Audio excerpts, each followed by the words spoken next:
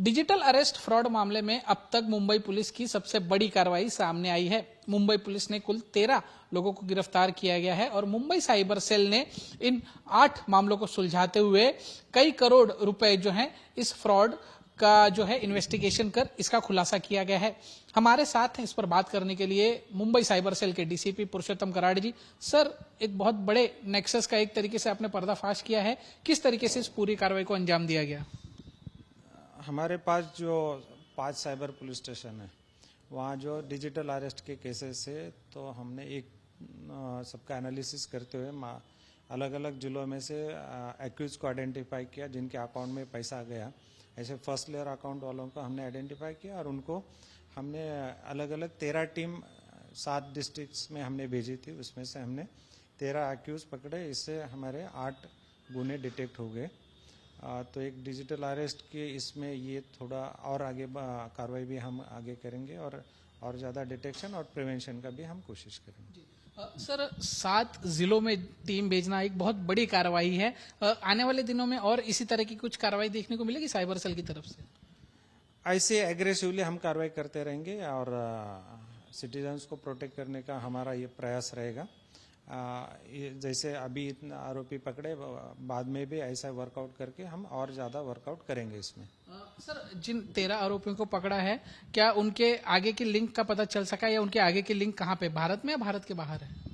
वो अभी उसका इन्वेस्टिगेशन चालू है। वो भी जैसे जैसे आगे बढ़ता जाएगा वो वैसा वैसा पता चलेगा और आगे इन्वेस्टिगेशन में और ज़्यादा जानकारी मिलेगी।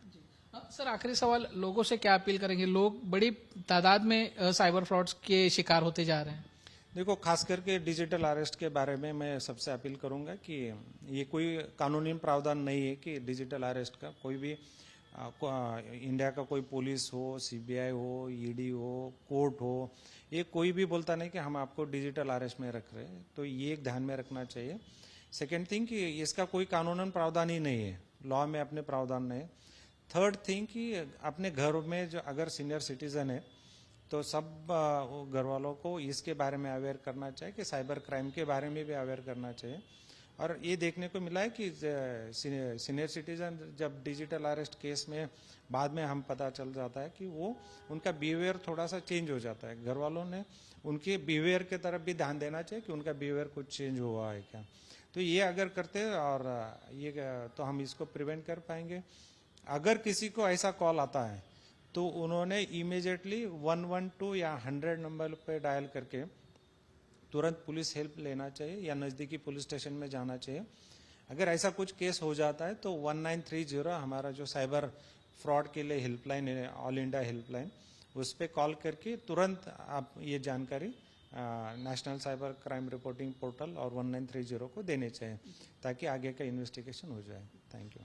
बिल्कुल, तो बड़ी तादाद में ये कार्रवाई जो है मुंबई साइबर सेल की तरफ से की गई है और जाहिर तौर पर आने वाले दिनों में इस कार्रवाई से कहीं ना कहीं जो साइबर फ्रॉड्स हो रहे हैं, खास करके जो डिजिटल अरेस्ट फ्रॉड हैं, उन पर कहीं ना कहीं अंकुश लगाने में एक बहुत बड़ा कदम ये साबित होगा।